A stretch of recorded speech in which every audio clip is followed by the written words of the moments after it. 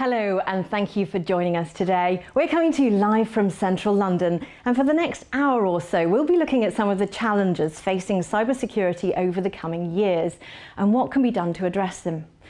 Of course, the main challenge is the ever-evolving number of cyber threats targeting our connected lives. But it goes deeper than that. These cyber threats don't have borders or boundaries, but nations do. And they increasingly seem to respond to threats by closing the doors and putting up barriers. Today we'll consider the impact of this on the cybersecurity industry and what it means for our combined ability to protect everyone in cyberspace. I'll be putting some of these questions and some of yours to a panel of experts shortly. But let's begin with a short case study. Now, this video introduces some of the big changes Kaspersky Lab is making through its Global Transparency Initiative. Afterwards, I'll be speaking to Anton Shingarev, Kaspersky Lab's Vice President for Public Affairs, to find out why the company decided to go down this road and whether it will answer the questions some people have been asking.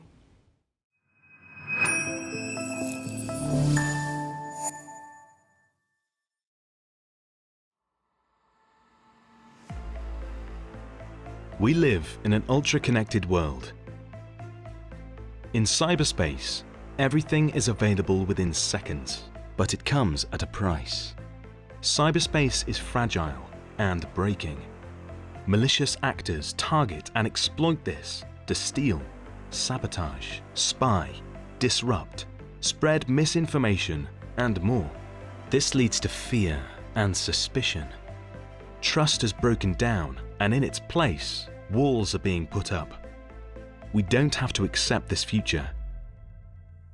We can make another choice. At Kaspersky Lab, we believe the future for an ultra-connected world depends on rebuilding trust in cybersecurity, being open and transparent to everyone. This is why we launched the Global Transparency Initiative. Through the initiative, we are making some significant changes. First, data from users in North America, Europe, and many other parts of the world will be sent not to Russia, but to Switzerland, where it will be stored and processed. We're also moving our software assembly to Switzerland. Here, source code will be turned into new products, updates, and databases. An independent third party, also based in Switzerland, will supervise all this activity.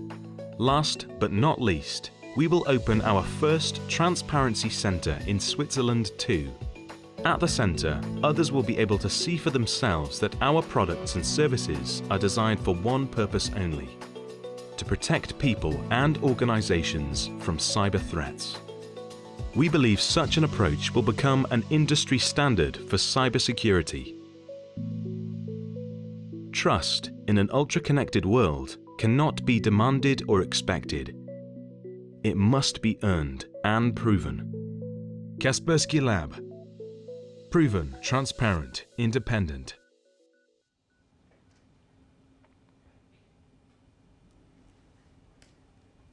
Welcome back, and thanks for joining us, Anton. Now, in that video, it was showing you making some pretty bold moves, and you must have a good reason for doing that. So can you tell us why you decided to introduce this Global Transparency Initiative, what you're trying to address with that? I joined the company 5.5 years ago, and it was a completely different world. The industry was different, the company was different, the whole situation in the world was different, and we do understand that it's changing. During the last few years, there was Snowden leaks, geopolitical pressure between countries, DNC hack, few cyber espionage campaigns were revealed. And it all damages trust between companies and citizens, companies and governments. And we do understand we have to address these challenges. That's why we introduced our Global Transparency Initiative. The main part of this initiative is relocation data processing facility to Switzerland, a country which have hundreds of years of track of independence, being independent and storing money before and now storing data. So this is the main part of our initiative, relocation of source code, so-called source code conveyor to Switzerland. transparency center, the place where we're going to reveal our source code and updates to the regulators and to companies, independent audit by a third party, by one of the big fours. So there are these few steps which we introduced to get trust back, to build trust back, because trust is a main asset in our business and our company. Now, I understand the need for the Transparency Centre, but you're not moving all your business areas there, are you? So why did you choose the areas that you did? The main area which we are removing to Switzerland, relocating, it is data processing and collection facility. So we collect information about malware samples, and currently we store it in our HQ. Now we're going to store it in Switzerland and process in Switzerland. After our talks to regulators, partners and customers, we understand that the security and safety of the data is one of the key issues. It's not only relevant to our company. If you saw the scandals with many internet companies for the last years, it's mostly connected to how they store data, collect data and process data. That's why this critical and important part of our R&D, part of our business will be relocated to Switzerland. So if you're relocating that to Switzerland, that increases your transparency, and as you say, it's the trust that's all important. So why not relocate everything, lock, stock and barrel? Well, it's a business decision. Our R&D is mostly based in Russia, thanks to Russian education and many talented software developers. We will still have big part of our R&D there, mostly the way the products are developed, but the way the data is stored and collected, we will be transferred to Switzerland. But actually, it's just the first step.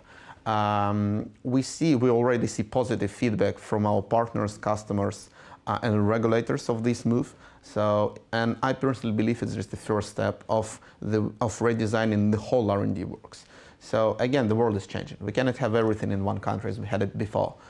It's relevant and it's concerning not only our company. It's, if you see the global trend on legislative pressure on the independent companies in many countries, it's here. So other companies will follow sooner or later. We're just the first to do that.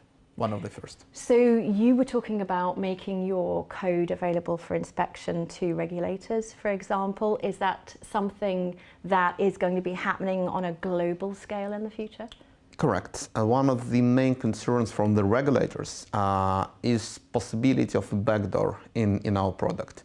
There are a few ways to address this issue. The first one is the full source code review and also update review, because the antivirus has been changed constantly. So you cannot just check the source code and that's it. No, it's not enough. You have to develop a framework where you check it constantly, because the update arrives and everything changes. So we have to develop this system, and it was never done before us, to check not just the source code, but also the updates. And yes, we are introducing it in our transparency centers. The first one will going to be launched in Europe, in Switzerland, and now the others to follow, one in Asia, one in North America. These are going to be the places where we invite regulators, customers, partners to check the source code. If they have any questions, you're welcome to see, check, and check that there is nothing bad there. Now, by the very nature of the kind of product you make, there has to be this trust issue, because the software has to be able to see all the stuff on your computer and has to be able to exchange data so that it can protect against malware, whatever it finds on a device, and send information about that back so that other people can be protected too. With this Transparency Centre and with you making your code more open and more available to certain people, does that mean there is a trust issue? Or does it mean that you're, in a way, giving away your secrets and won't be able to compete so well? Well, not at all. Of course, we do understand that keeping our source code secure and safe is a critical part, because security of the source code is equal to security of our customers, so we treat it very serious. It's not something new. Other companies, other tech companies provide source code for review. Microsoft is doing it in many countries of the world. So there are industry practices how to do it in a safe way. Obviously, we're not going to give it away on the memory sticks. It's going to be protected facility, monitored by cameras, offline, disconnected from the internet, and people who are going to check it will do it under our supervision. So it will be very well protected, and of course we treat it very seriously, so our customers shouldn't be worried. So this move, what if it doesn't get that trust back with your customers? Well, good question. We'll see. The first feedback, we announced it less than a month ago. The first feedback is very positive, and as I said, they're not going to stop. It's not just the silver bullet which helps to get the trust back and we finish. No, it's just the first step. We're going to do more and more operations in Switzerland, in other countries. We're going to distribute the way our R&D works and the way our business processes works. Again, the world is changing. It's a constant process, and it's changing really fast. And we have to change even faster, because cybersecurity, it's a business of trust. It's like when you're coming to a doctor, you have to trust the doctor, because you give your body for the check. So you have to check the doctor, you have to trust cybersecurity company. And years ago, we were trusted by default. Now we have to get the trust back. We have to prove that we can be trusted. That's why we're doing this global transparency initiative. Okay, and will this move cost jobs in Russia, because you are relocating a fairly large part of your business to Switzerland? Not really. It's going to be new people hired in Switzerland. Actually, we're going to make it almost fully automatic. So even now, the 99.5% of the malware which we collect is processed automatically. So there is a small piece which is processed manual. So it's very automatic process. So it's not going to be many people hired in Switzerland. And as I said, it's going to be new people hired rather than cutting current jobs in Russia. So expanding rather than contracting the workforce there. We've got some questions coming in from our viewers as well. Have you spoken to the US regulators about whether your plans will make any difference to them?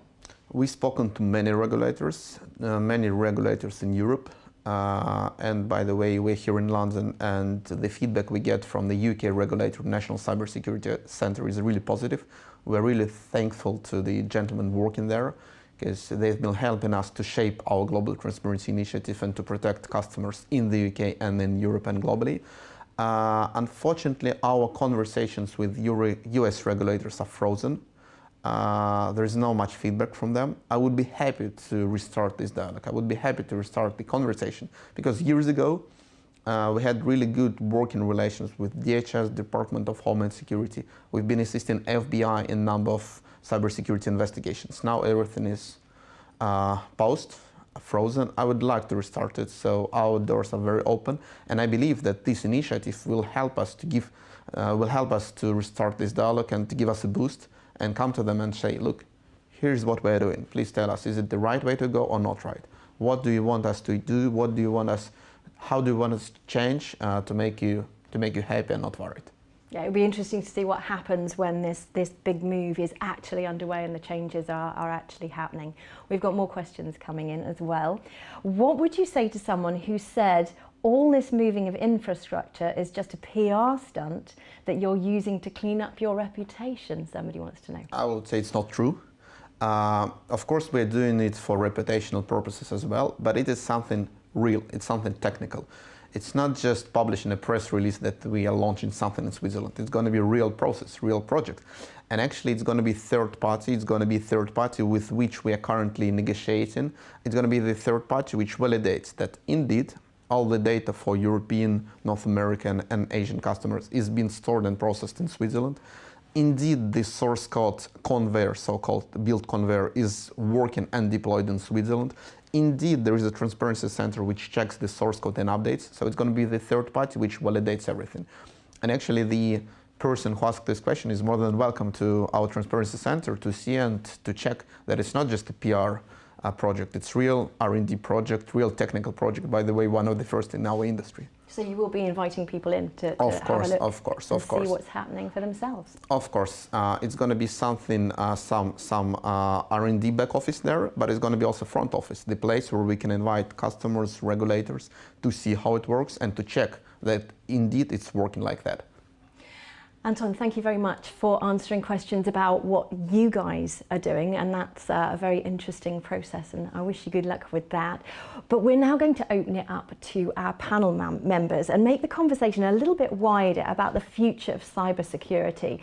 So whilst they join us, please feel free to start sending us your questions for the rest of the panel as well. I'll see you in a moment.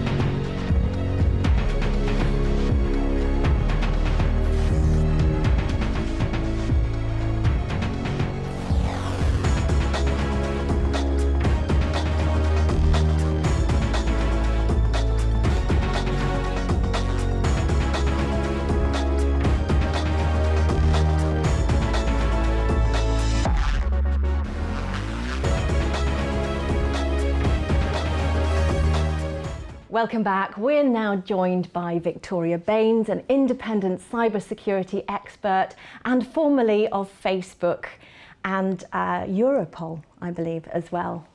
We also have Martijn Groten, editor of Virus Bulletin, and Eddie Willems, a security evangelist at GData. So the first question I'd like to ask you guys is, from your point of view, what do you see as being the most, I was going to say the most significant changes, but actually maybe the most worrying changes in cybersecurity at the moment? Victoria? For me, it's been the overlap really and the blurring of the line between what's traditionally financially motivated cybercrime and what are politically motivated cyber attacks. If we think about how we've policed those and responded to those in the last few years, traditionally, we respond to financially motivated attacks with police, with international cooperation by following the money. And then the politically motivated attacks tend to be the business of intelligence agencies and central governments. It tends to be more of a geopolitical issue, if you like. The thing about confusing that is that really I think it's easy to escalate the political situation with things that should actually just be ordinary crimes that the police investigate, that they work internationally on with their partners in other countries, and that businesses and citizens can easily protect themselves from. Thank you. Martijn, what are the hot issues for you at the moment in this area? I think the biggest fear is fear itself. I mean, yes, cybercrime is growing, nation-state digital attacks, digital espionage, they're all growing.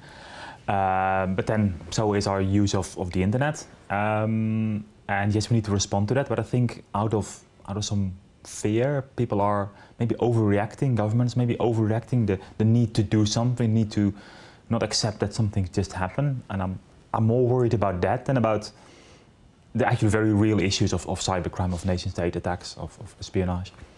And how would you suggest that we not dispel the fear, because it's good to have a healthy awareness of things that need to be done, but how would you suggest we don't overreact?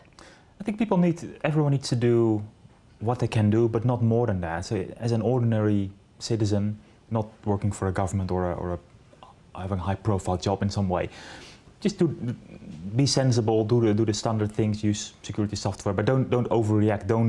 Don't try to protect against a foreign nation state hacking you, because firstly, you won't be able to, and secondly, the probability is so small. There are bigger things to worry about in life. Thank you for the reality check. And Eddie?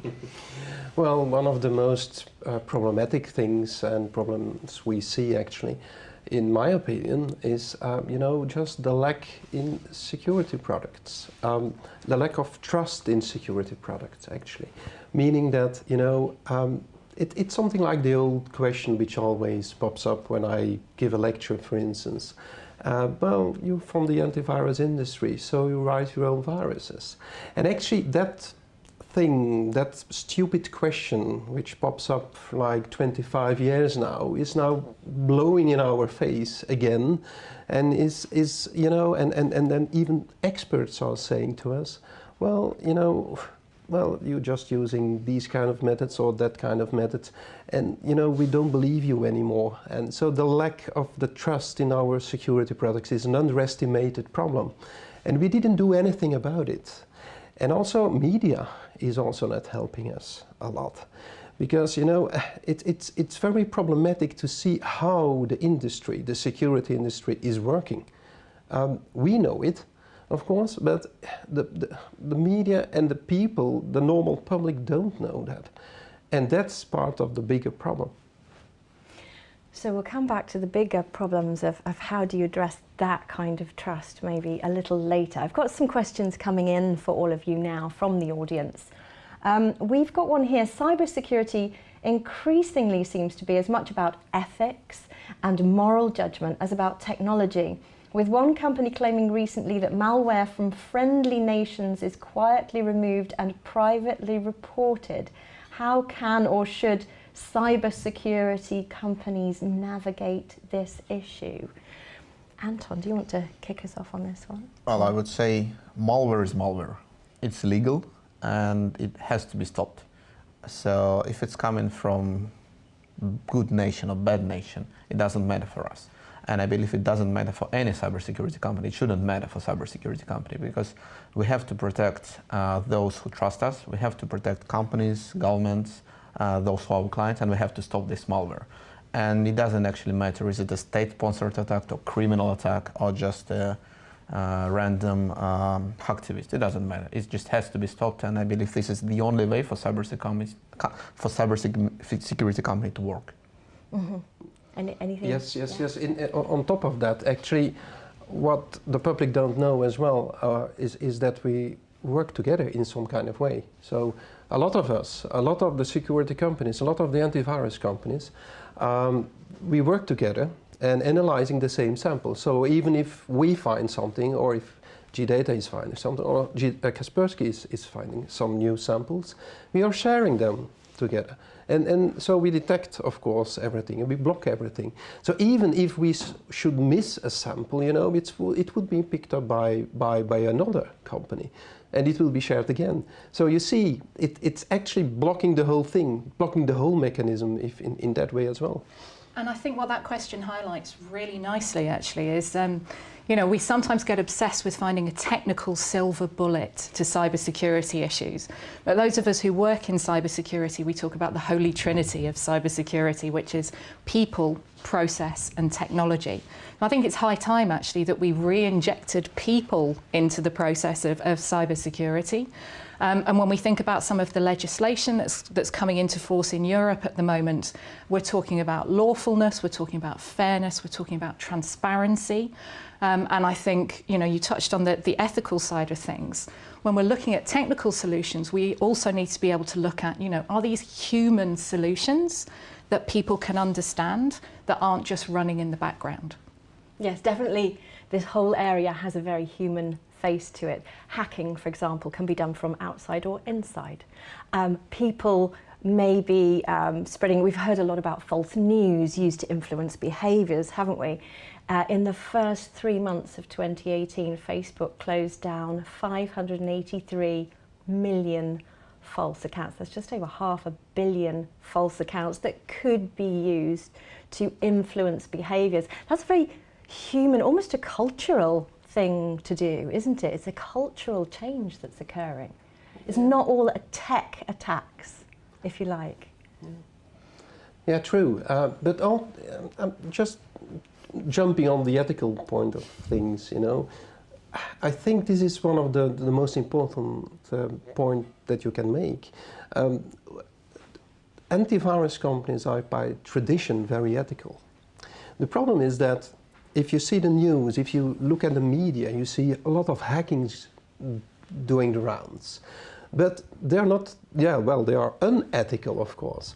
And those unethical hackers are sometimes going to work for security companies, but not for antivirus companies. But that's sometimes the public don't know that. So we are looking, if we try to hire somebody, we try to find out, is that guy or woman, that has she already worked or did she already created the virus or whatever, and then we block actually from coming into the company because that's something which is not allowed. And this is the ethical thing. We are very ethical companies. The whole industry is very ethical, but this hasn't been seen like that, and this hasn't been gone into the public. And we're back to trust. Exactly. So I'd like to counter that point a little bit, because I agree that all security companies I know, not just antivirus, they care about ethics. They try to do things right, but there are multiple decisions to be made. And Anton made a point about detection, and I think very few would argue that you shouldn't detect certain pieces of malware. But what do you then? Do you just detect it and remove it, as this company that was referred to does, or do you write a report about it? Do you publish? Do you warn the victims? And that's a choice. And I don't think we can afford to say we'll publish everything, because no company publishes everything. So everyone makes a choice. There's usually a pure PR reason for publishing it. Now I'm very much in favor of being as open as possible and publishing as much as possible. But I'm aware that we can't say, or I think we can't say, oh, it's not my department. It's everybody's responsibility. Yeah. And just picking up on the point that you made about there being a human face to the crime, I think particularly the recent fake news or false news scandals have highlighted how much individual citizens are the first line of defence in cybercrime. So we tend to think that these things are, kind of nation states acting against nation states. But really, if you receive a spam email or if you see something that, doesn't look quite right, then, it's quite empowering to be able to say to individual citizens and small businesses, you know what, you can do something about this.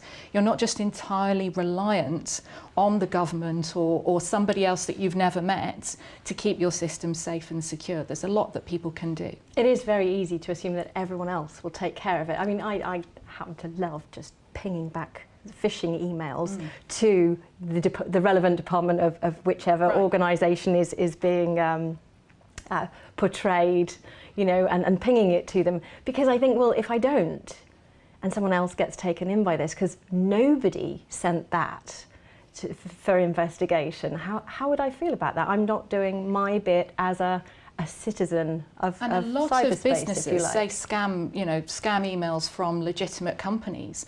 They're actually relying on that intelligence from their customers to know that they've got a problem. And if you don't share that information with them, they don't know that they've got a problem. And the statistics on people who open phishing emails are still very scary. Right. Yeah. Very scary indeed. Right, we've got more questions coming in. I've got quite a big one here. Is there any privacy zone in future cybersecurity?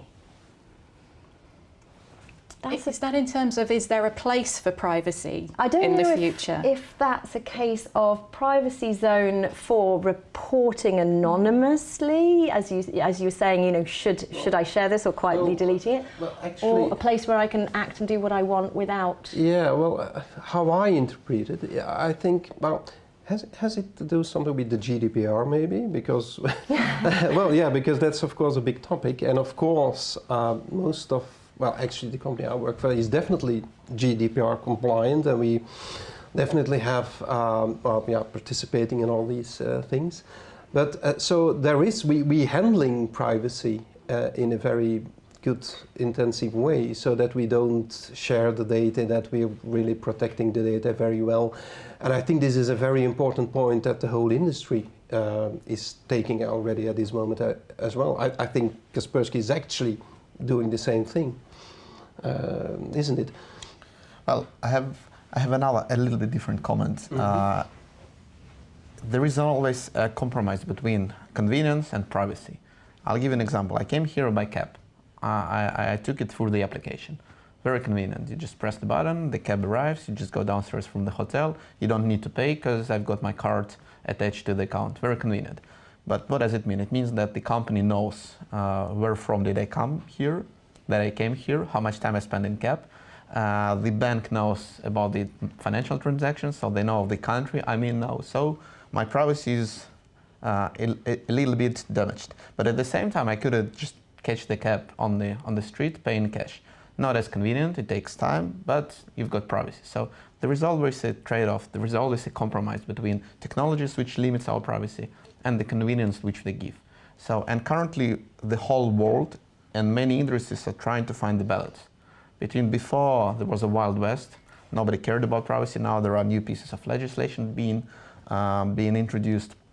People finally start care about privacy. It wasn't so serious 10 years ago. So now everything is changing. And we're still trying to find the balance, and other companies as well, I believe. Is there a happy medium anywhere? Well, I think there are a couple of other factors that play into this. When we've talked about citizen empowerment, and people need to receive the information so that they can control their own privacy as well. And that's really, when we're talking about GDPR, that's really what GDPR is all about, even though it's presenting a massive headache to lots of different companies and service providers right now.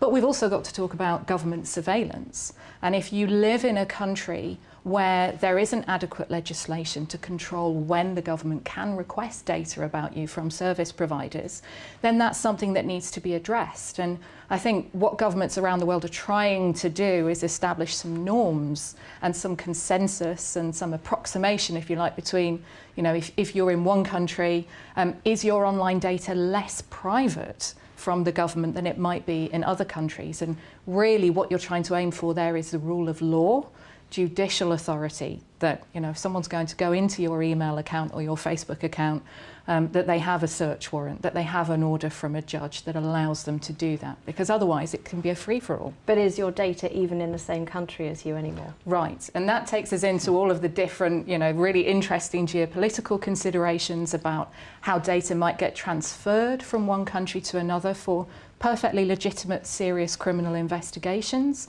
and some of the obstacles that are put in place to that, because that does become an issue of negotiating treaties with governments. That's big stuff, and Big has stuff. to do with borders and nations, and actually Absolutely. companies even knowing where all the data is, Right. because that gets shared out a fair bit now.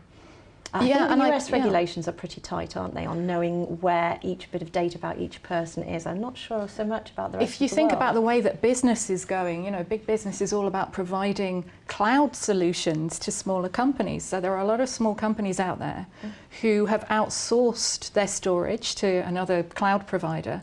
And if you were to ask them, where is your data right now? They probably wouldn't be able to tell you. But it is on a physical server in a physical country, Right. which obeys laws for that country, or possibly multiple countries. But at least with the GDPR we have something now. Before we didn't got anything. So, and that's a big step forward, you know. Before we didn't got anything which could say to us that our privacy was safeguarded in some kind of way, and that our data was safe in some kind of way. And this is what we have now, at least. And on top of that, we have as well the possibility that we can even change it or even delete what a part of our data, which is a very important thing. And this is what we didn't have 10 years ago. And I was already worried about that at that moment about it. But yeah, it took, of course, several years to come to this, but I think it's a good thing. We've got a question in about barriers and national borders here. Cyber threats have no borders or boundaries, yet the trend towards balkanization created barriers for security. So how can you best defend people globally now if those barriers are going up? It's a very good question. I think it's a very important question. It's a very timely question because it's 5 years ago this week that Edward Snowden came out with revelations about what happened inside the NSA, and a lot of people in security are were on Snowden's side, so to say. But at the same time, I think, and well, I would also be on that side. But at the same time, I think there are some negative consequences. That lots of countries have decided, okay, we want to. We don't want to run foreign, American, Russian, Chinese software services running on our networks. And the question what to do about it is difficult, but I think transparency should be a big part of that. I think ultimately it shouldn't matter whether you run Russian software or American software or Chinese software, as long as you really know what you're doing. And I don't think we're there yet as an industry. I also do think that there may be exceptions. For governments, I can kind of see why, as a government, you don't want foreign software on your extremely critical systems, and definitely not software from a country that's not a big ally. But for businesses, for individuals, that really shouldn't matter. And if your Chinese phone with an American operating system runs Russian security software, that should be fine, as long as we know what everything is doing. But balkanization, sorry Anton, but balkanization is also about freedom of information. And I think one of the things I've seen, working in a large tech company that is, providing a means for people to communicate with each other and share information that they wouldn't ordinarily have access to within their country, is that if you control the information that people see as well, if content is removed because of censorship, because of balkanization, because of firewalls, then that can actually harm innovation, that can harm growth, that can harm GDP per capita and all sorts of things that actually we would say from the United Nations perspective, these would be sustainable development goals. So we have the cybersecurity, the strictly cyber defensive perspective to that, but we also have the general good of the world where people should be able to have access to the same information regardless of what country they're in, because that gives them a fair footing to be able to compete globally. And I just want to add that balkanization and protectionism is natural. Many people predicted it, and now it's happening. The reason why is that we are very dependent on computer systems. Critical infrastructure depends on computers, and the governments understand that they're vulnerable. There is growing amount of cyber espionage operations, growing amount of cyber threats. And the natural response from the government is overreacting, as Martin said, and close the borders, build the walls, introduce legislation, introduce some bans. So this is a natural response. When we are scared as human beings, we want to go home, close the doors, and just feel protected. The governments do the same. But I believe it's going to be, they're not going to be not overreacting soon, because you cannot just trust companies based on origin. You have to take factual, evidence-based approach. That's why we made this decision about transparency, because we believe this is the only way to address the issue. Come and check, see how it works. But it is not overreacting what we always do. We always do it. We overreact to do what we think is the best thing we can do at the time, while we have a think about what else we could possibly do, and then we start to roll out other, maybe more long-term strategies, wouldn't you say? Well, there are maybe a couple of initiatives to mention as well, because I see these things popping up several months and years already. But there are a couple of initiatives. There is a German initiative which is called Teletrust, which have something like that, which is initiative, but it's of course German-centric, so it's maybe not always good for other companies. There is another initiative which didn't show up in a lot of environments, but it's from ICAR, the European Institute of Computer Antivirus Research, and then they have something like the antivirus minimum standards. They're still creating it, and that's kind of an initiative which is actually looking in the trustworthiness of everything and the trustworthiness of a product.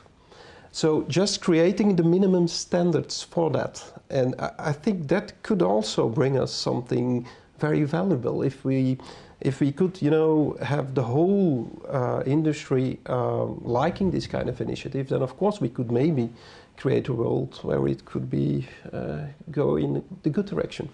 Yes, with a plan. Exactly. And what we were just talking about was that first reaction, that initial reaction to bring everything back behind borders that we can control, put the shutters up in the short term.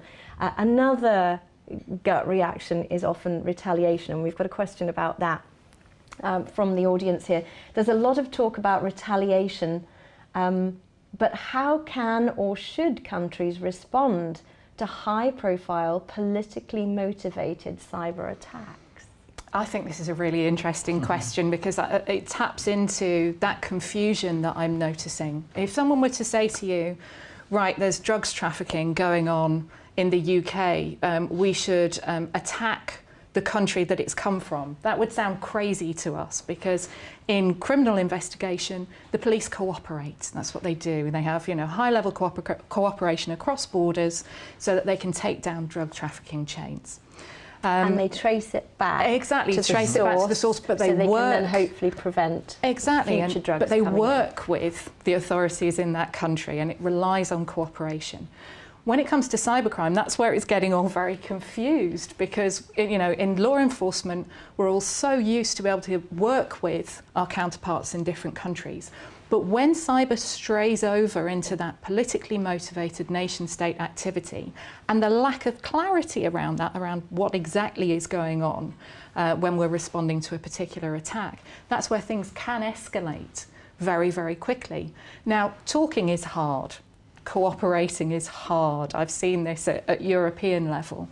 But it's got to be the only way. It's got to be the only way to proceed. Now, understandably, countries are going to be cautious. Caution is advised at all times, I think, so that we don't, fall over in the street. But the channels of communication need to remain open.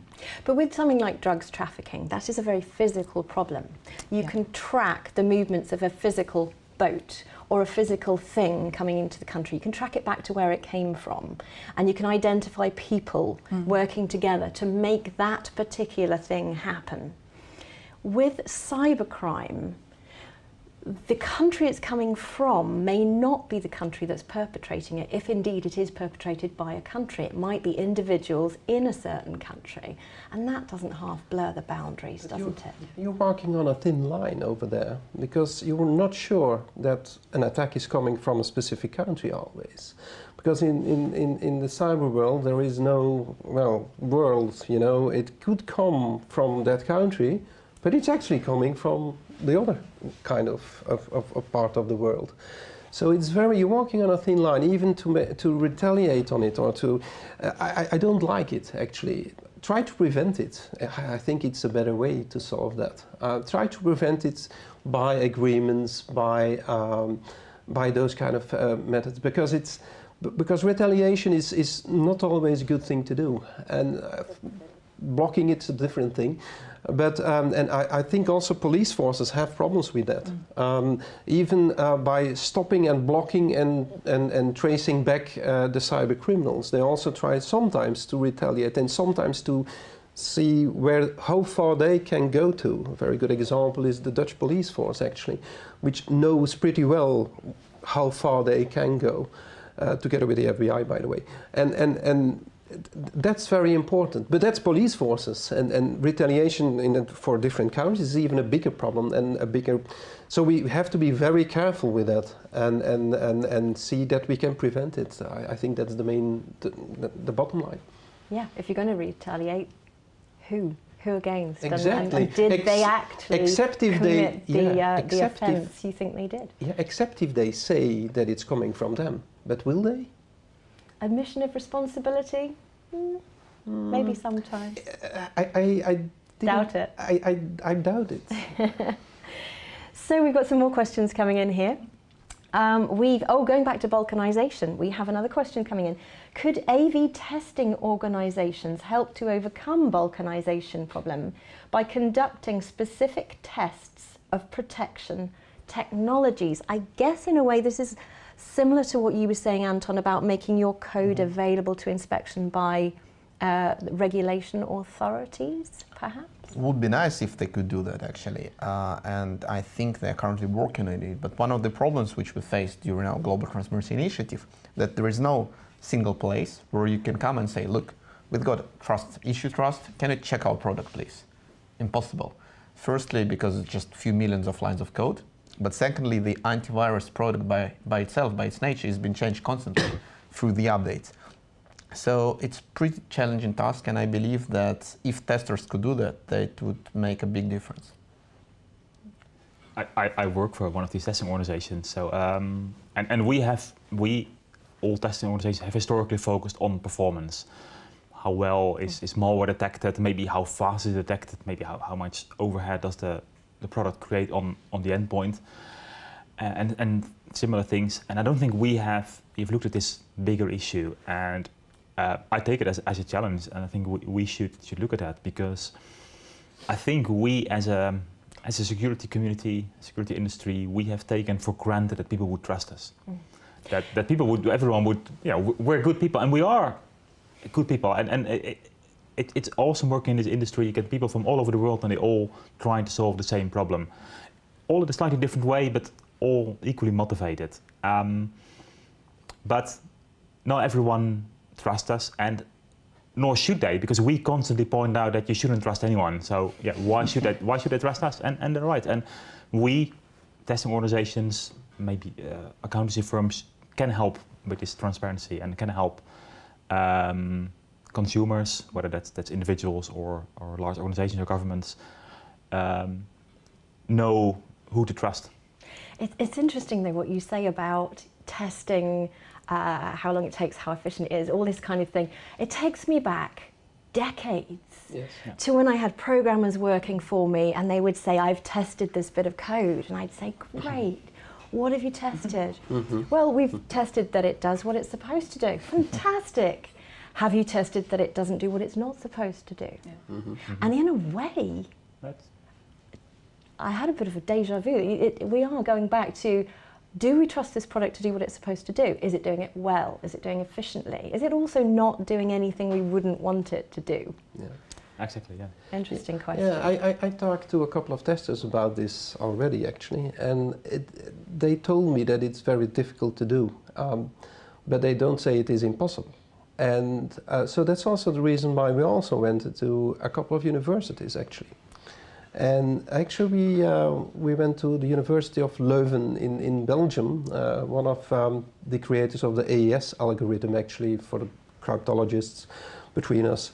They know it, they are residing over there. And actually, they told me, actually, that they are able to handle that in some way. So they seem to be able to try to reverse engineer all the lines and to see eventually that what we are doing is the good thing. Of course, this is just, of course, talks, and this is just something which needs to be handled, and could be maybe a place to be handled by the AMTSO organization, which is actually dealing with creating guidelines for testing, anti-malware testing standards organization. So that's also maybe something for them. I love the way you casually say reverse engineering then, like it's a simple thing to do. Yes, and it isn't. Yeah, I also I think we should also be realistic, and a reality check would help here, because as we know from the real world, facts don't always convince people. So we have to be realistic here. I or another testing organization can write the most detailed report, can have the best test. If someone believes that you can't trust any American software or any Russian software, then I don't think any test report can change that. That's a good comment, actually, because one of the feedbacks which we get from the regulators, they say, look, we don't have any problems with your product, it's fine. We know that it doesn't have any vulnerabilities, it doesn't have any double functionality, it's just the matter your R&D is based. That your R&D is mostly in Russia, that's why we've got these problems of trust. So it's very right, just a paper with a nice design and saying that there is nothing in it just doesn't help. So that's why I believe it should be a number of steps, overlapping measures trying to get this trust back. Unfortunately, there is no very simple solution, only long, complicated solutions together with conversations, discussions and partnerships. And the gradual rebuilding through all those activities. Gradually, step by step, and unfortunately pretty slow. Oh, now here's an interesting one. FireEye just said that some malware is nicer than others, hitting only intended targets. This is sounding like a little bit of a Robin Hood kind of a thing. And with a built-in kill switch, what does the panel have to say about such a claim? Oh, I think I'd want Have to you bring heard out about selective malware? Yeah, so I think I would want to bring out the WannaCry example again, just because, you know, the National Health Service in the UK, as far as we know, was not the intended target, you know, of ransomware, because that was ostensibly about generating money and paying the ransom. But it disrupted lots of people's operations, lots of people's medical appointments. So I think if you have chinks in the armour of the people operating systems and the processes by which, you know, systems are updated, then you're going to have unintended targets regardless. This kind of scalpel precision, to extend the medical analogy, that kind of scalpel precision of targeting, you know, specific systems, I think there's always risk for that to go wrong. Yes, but simply, there is no nice malware. Simply, there is no nice malware. I don't like that. They did put it in inverted commas. Yeah, I know. Nicer. It's a good question. Yeah. I think they were more aiming at selective. Selective, yeah. Well, there is of course selective malware, and that's of course a problem. Because of the selection of some malware, because you can target, of course, the malware, and that's part of the problems we see these days. You can target malware against some specific, you know, region. You can target malware against some specific part of companies, or, you know. So these are possibilities we see these days, and this is a different approach, of course, and this is what we didn't see, for instance, 10 years ago. And this is, of course, you know, something we try to protect you from, because we have a lot of centers around the world, globally, and we have the technologies to protect you. But still, of course, so no. I think that's the thing, you know. But there is no. Yeah, I don't like malware at all. You know? I hope I made a point about that. Well, I mean, I agree. There's no nice malware. There are no nice bombs. But I think we have to be realistic. Some malware is written with better intentions than others, and some bombs are dropped with better intentions than others as well. I don't think you can compare a bomb on a German army base in the Second World War compared to a bomb dropped by the Nazis on London. And even the first kind of bomb probably killed innocent people, but you have to be realistic. At the same time, I'm not a fan of writing malware, but you know, there are real targets, whether it's ISIS, whether it's a state that you don't believe should build a nuclear weapon. If you have to choose between writing malware or using a physical attack, maybe writing malware isn't so bad. That doesn't stop us. That doesn't mean that we should not detect it, that we should not analyze it. But if you're on the other side, I think we have to be realistic. I think it's too naive to say all malware is equally bad. I think some malware is written with better intentions than others, and it may still be our job to block it. But in the bigger scheme of things, well, some of it's written intentionally with mischief in mind, but yes. It doesn't always stay at that level. There is one significant difference between bombs and malware. You can count bombs.